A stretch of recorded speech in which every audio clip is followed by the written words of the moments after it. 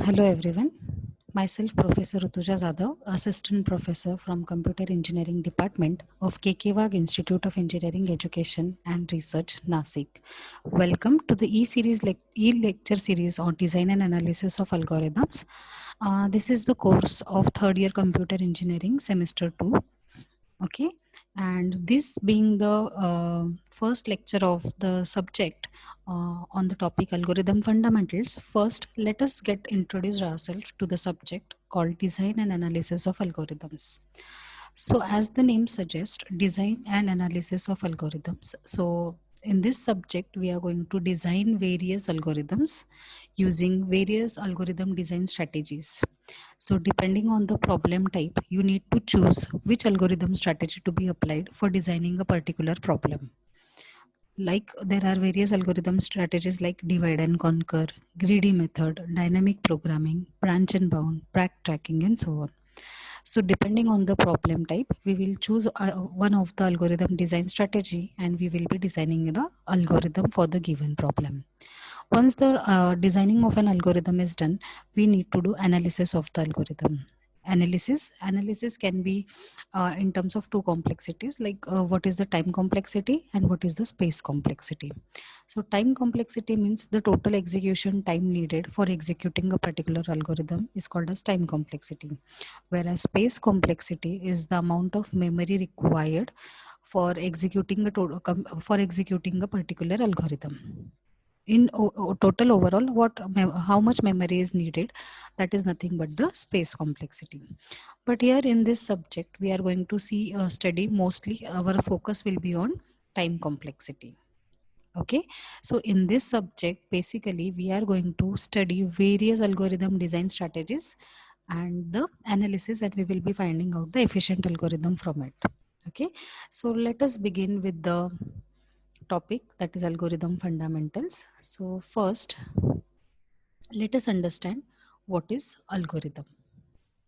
So these are the contents of today's discussions. We will be studying what are algorithms, its characteristics, designing, how to design algorithm, need of correctness of algorithm, and confirming the correctness of algorithm.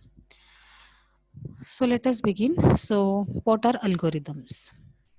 So, in general, all of you know that whatever we are executing a particular task using steps, okay, we are following certain steps to achieve a particular goal. Okay, so those are nothing but the we can say it is an algorithm.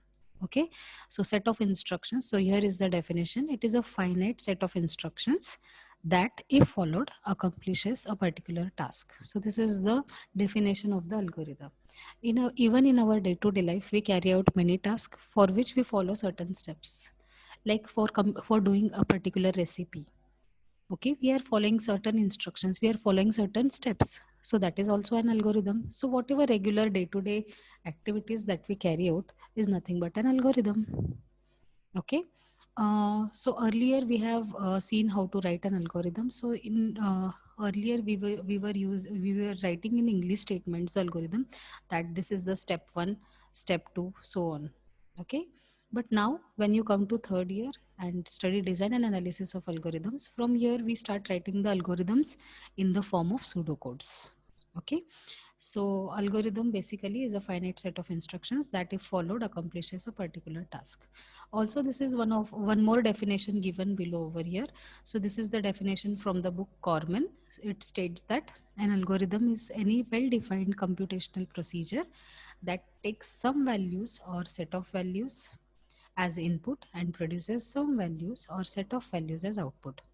For example, you can take example here as sorting. So here you are getting, after performing sorting operation, you will be getting the set of values, right? It's an array. So number of elements are present. So there is set of values. Okay. So any algorithm which takes some values and produces the output, some values or set of values, is nothing but an algorithm. Okay. Now let us see the characteristics of algorithms. So any algorithm must satisfy following criteria. First is input. So any algorithm must have zero or more quantities as externally supplied. Okay. So it should have zero or more input. Next is output. So at least one quantity should be produced as an output after executing the algorithm. Third is definiteness. So every instruction in an algorithm should be clear and unambiguous. Unambiguous means it should uh, specify clearly what exactly is needed. Suppose, for example, if I am saying one instruction, say A is equals to B. If A is greater than B, so if I'm having a particular statement in an algorithm, if A is greater than B, then add C or D. Is it clear from the statement what I am supposed to do? No, because I am saying if A is greater than B, add C or D. But what exactly has to be added, C or D? That is not clear. So such type of ambiguous instructions should not be there in the algorithms.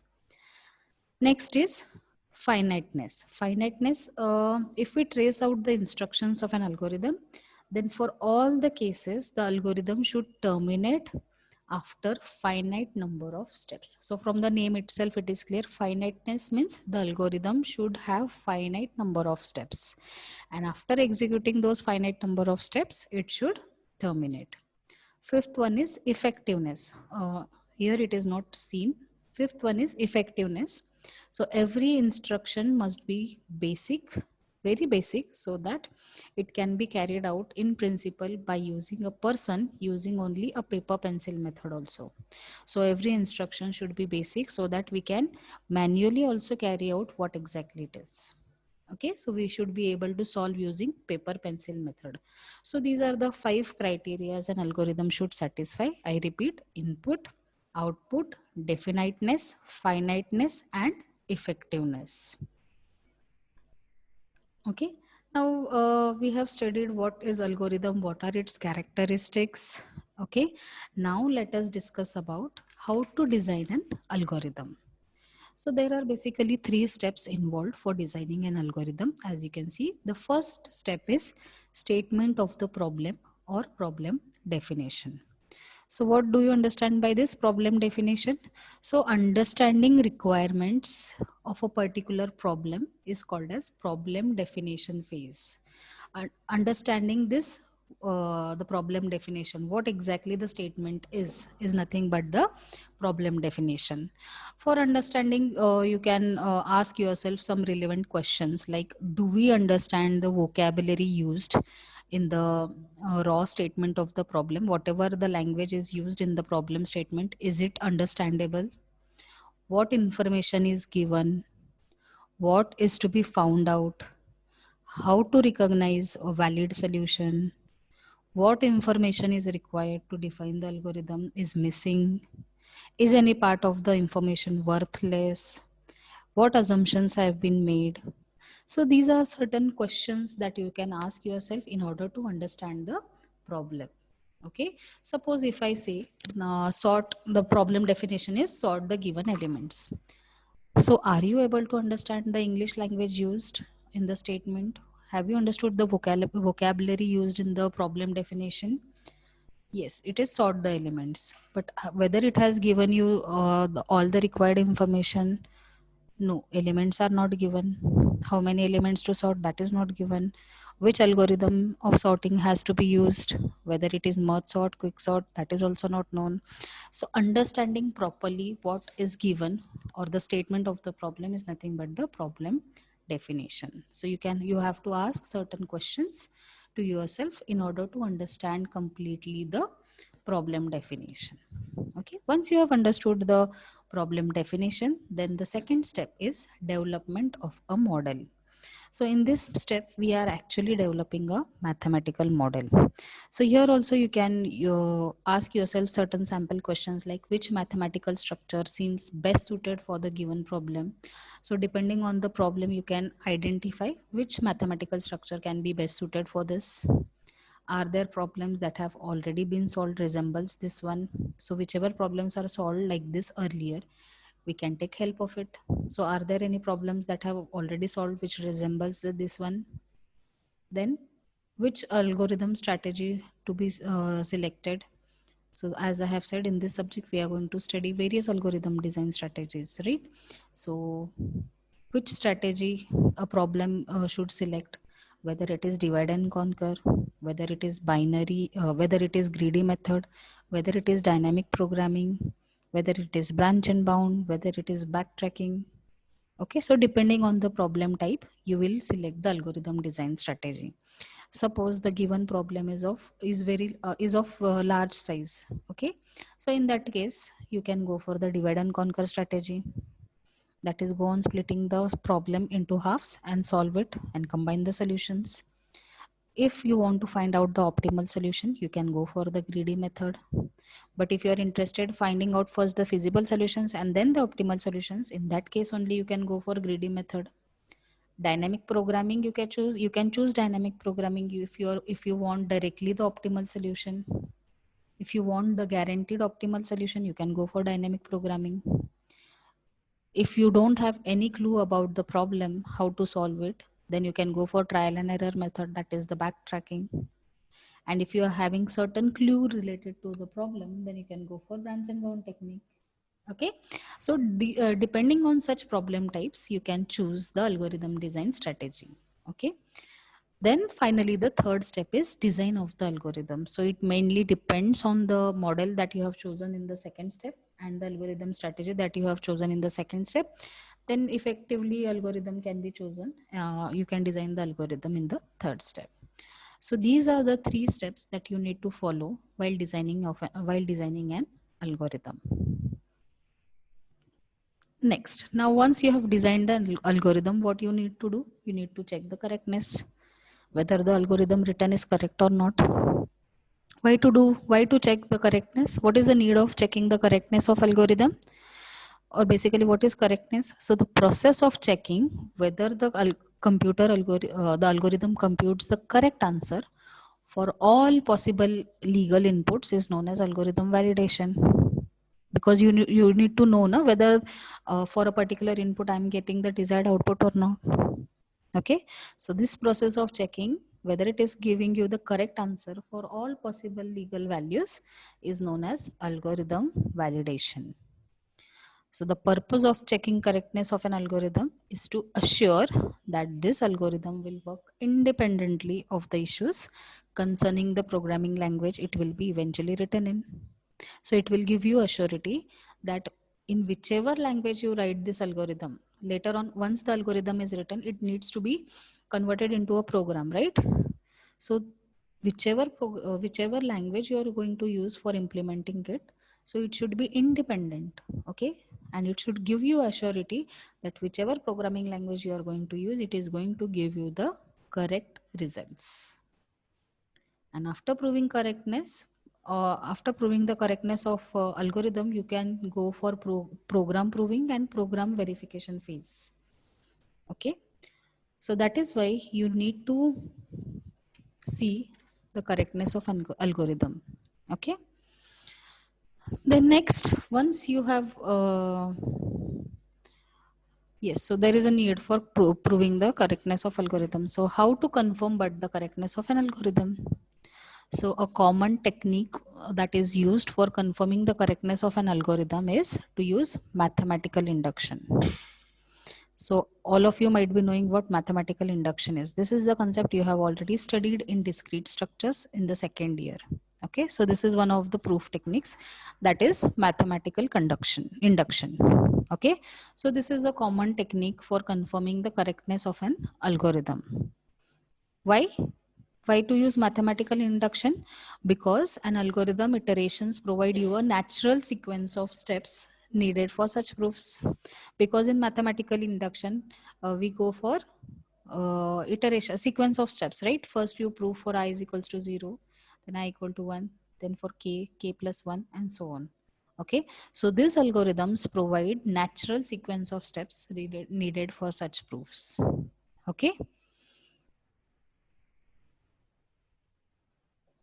Then you can see here the problem is represented as a set of IOR. Okay, so any well computational problem can be represented as a triplet P is equals to IOR. Okay, where I is the valid input set, O is the output set, And this R is defining the relationship between the input and the output. Okay, so it is necessary to prove the correctness of the algorithm, and the simplest way of doing so is to test the algorithm for different input combinations and compare the results manually with the computed or the already available results. Okay, but testing algorithm for all inputs is not possible because it may take much of the time. Okay, so one way of proving the correctness of an algorithm is to check the condition before, that is called as the precondition, and after the post condition, that is called as the post condition. After the execution of each step, that is called as the post condition. Okay, so you can check the correctness of an algorithm with the help of preconditions and the post condition.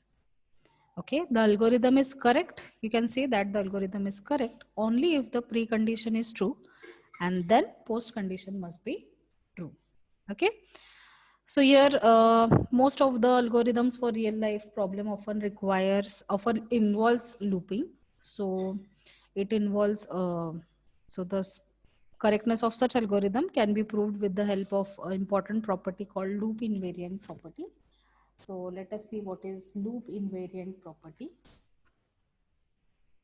Okay, so basically this loop invariant property involves three steps. First is the initialization.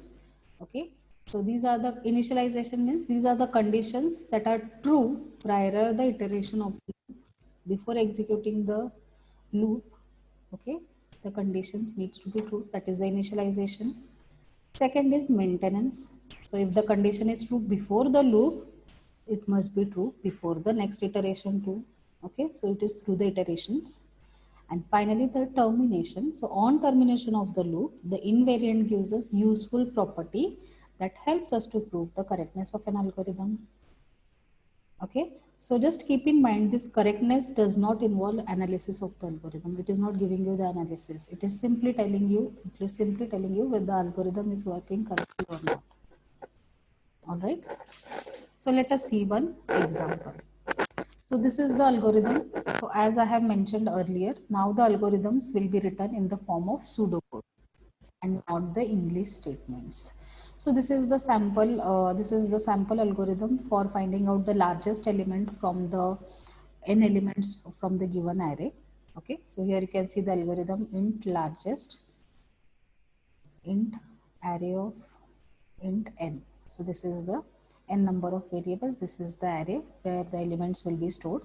So int max equal to array of 0. So here what you have done, so here you have stored the first element as the maximum element, then there is a loop which will be checking with the remaining elements, comparing the array ith index element with the max one, and whichever is greater that element will be placed in the max, and finally the max at the end, max will be returned.